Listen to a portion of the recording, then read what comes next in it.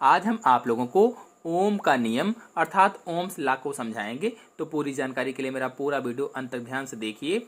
चलिए शुरू करते हैं। सबसे पहले ओम का नियम क्या है ये जान लेते हैं। तो यदि किसी चालक की भौतिक अवस्थाएं अपरिवर्तित रहें तो उसके सिरों के बीच विभवांतर उसमें प्रवाहित धारा के समानुपाती होता है।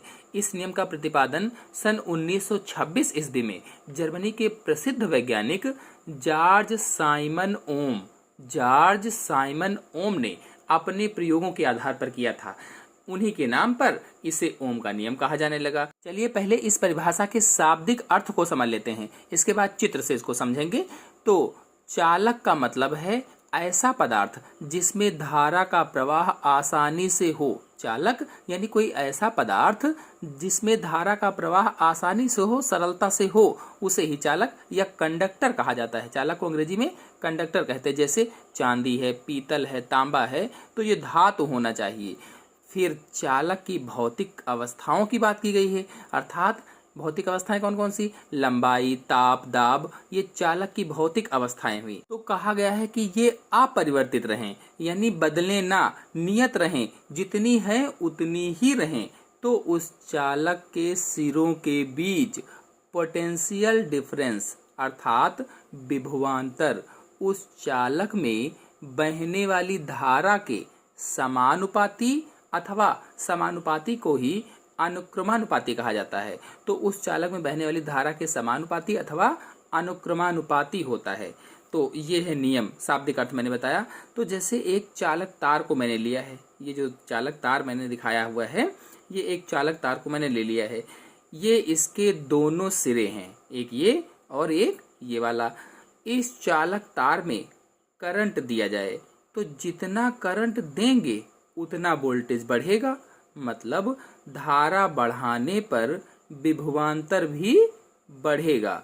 जितनी धारा बढ़ाते रहेंगे उतना ही विभवांतर बढ़ता जाएगा। इसी को समानुपाती बोला जाता है, यानी जितना धारा बढ़ा रहे हैं उतना विभवांतर बढ़ रहा है, तो इसी को क्या कहते हैं? समानुपाती या अनुक्रमानुपाती बोला जाता है। तो किसी चालक में प्रवाहित धारा और उसके सिरों के बीच विभवांतर में संबंध को ही ओम का नियम कहा जाता है। अर्थात धारा I और विभवांतर V में जो संबंध होता है उसी को ओम का नियम कहते हैं। कुल मिलाकर के ओम ने बताया कि विभवांतर धारा के समानुपाती होता है, यानी V समानुपाती I या V बराबर RI। यहाँ पर जो R है ये नियतांक है और इसी को वैद्युत प्रतिरोध भी कहा जाता है। अब इसको अगर हल करें तो R बराबर V अपान I, क्योंकि समानुपाती है या अनुक्रमानुपाती है तो R बराबर V अपान I, जहाँ पर जो R है ये एक नियतांक है या वैद्युत प्रतिरोध है। तो वैद्युत प्रतिरोध R का मान चालक के आकार, पदार्थ तथा उसके ताप पर निर्भर करता है। कितना मान आएगा? तो चालक का आकार कितना है, पदार्थ क्या है उसका, और उसका ताप कितना है, इस पर निर्भर करता है। चलिए अब ओम के नियम का सत्यापन देख लेते हैं। बता दें कि ओम का नियम केवल धातुओं पर ही लागू होता है, मतलब ओम का नियम केवल उन्हीं चालकों के लिए सही है जो चालक धातुओं के बने होते हैं। धातुओं, ये वर्ड याद रखेंगे आप, ओम का नियम उसी पर लागू होगा। तो ओम के नियम को सत्यापित करने के लिए मैंने ये विद्युत परिपथ बनाया हुआ है। जो विद्युत परिपथ आप देख रहे हैं, इस विद्युत परिपथ को मैंने ओम का नियम को सत्यापित करने के लिए बनाया हुआ है। इस पूरे परिपथ में एक सेल है, ये जो आप देख रहे हैं ये एक सेल लगाया हुआ है। एक कुंजी अथवा इसी को बटन कहते हैं, ये लगाया हुआ है। एक अमीटर को जोड़ा गया है जो परिपथ में धारा का माप बताता है। यानी अमीटर का कार्य क्या है? धारा को मापना, धारा को बताना, एम्पियर को बताना कि कितना करंट बह रहा है। और एक प्रतिरोध तार यानी प्रतिरोधक तार जोड़ा गया है। प्रतिरोध तार के सिरों के बीच विभवांतर मापने के लिए एक वोल्टमीटर भी लगा दिया गया है।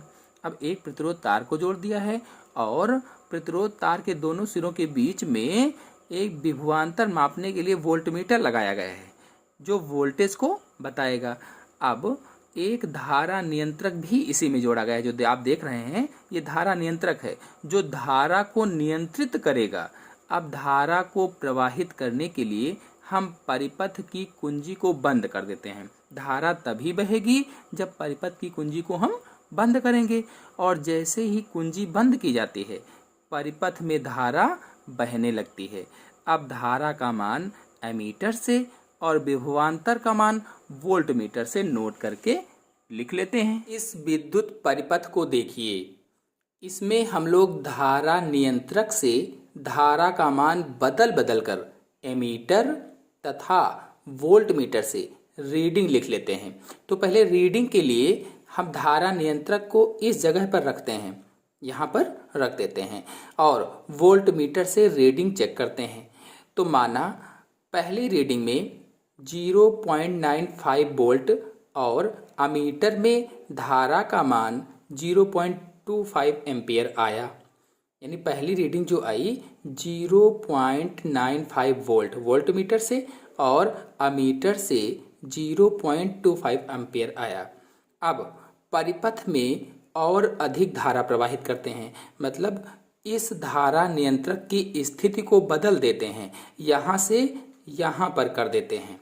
तो वोल्टमीटर में वोल्टेज को जब मापते हैं तो 0.95 से बढ़कर 1.7 हो जाता है, और इसी के सापेक्ष धारा का मान 0.45 एम्पियर आता है।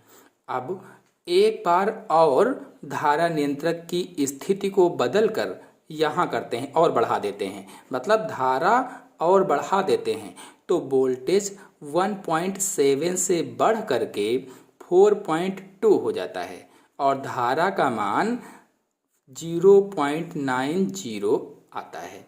इन तीनों रीडिंग्स को देखने से पता चलता है कि चालक के सिरों के बीच विभवांतर V के मान में वृद्धि करते हैं तो धारा I के मान में भी वृद्धि होती है।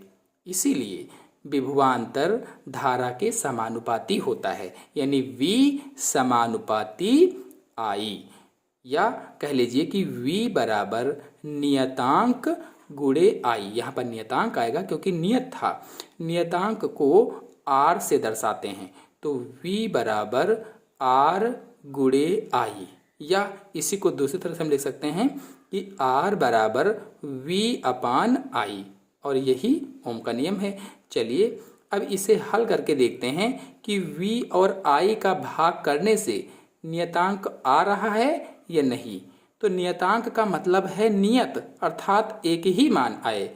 तो देखिए R को निकालने के लिए V बटे I कर देते हैं, मतलब 0.95 बटे 0.25, और इसी तरह से दूसरे वाले में 1.7 अपान 0.45, और ऐसे ही 4.2 अपान 0.90।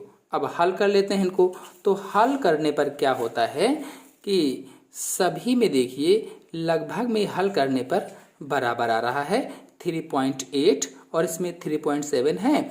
तो इसको हम राउंड फिगर में कर लेते हैं। छोटे क्लासों में आपने पढ़ा होगा, राउंड फिगर में करने के लिए इधर का अंक एक इधर जुड़ जाता है, तो ये भी 3.8 हो जाएगा। ऐसे ही नीचे वाले में कर लेते हैं।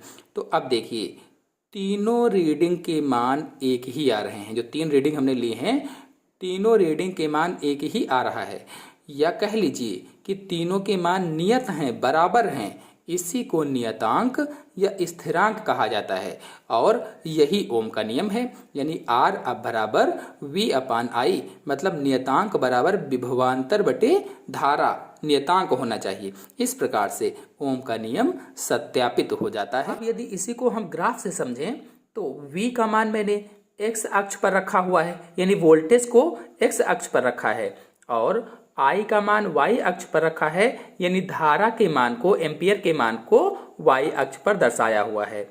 तो दोनों के मानों को रखने पर एक सरल रेखा प्राप्त होती है, जैसा कि आपको चित्र में दिख रहा है। बिल्कुल सरल रेखा प्राप्त हुई है, थोड़ा बहुत इधर उधर हो सकता है। तो सरल रेखीय ग्राफ से ओम के नियम की पुष्टि हो जाती है, यानी V समानुपाती I अथवा V बटे I बराबर नियतांक, और यही ओम का नियम है। से ओम के नियम का सत्यापन हो जाता है।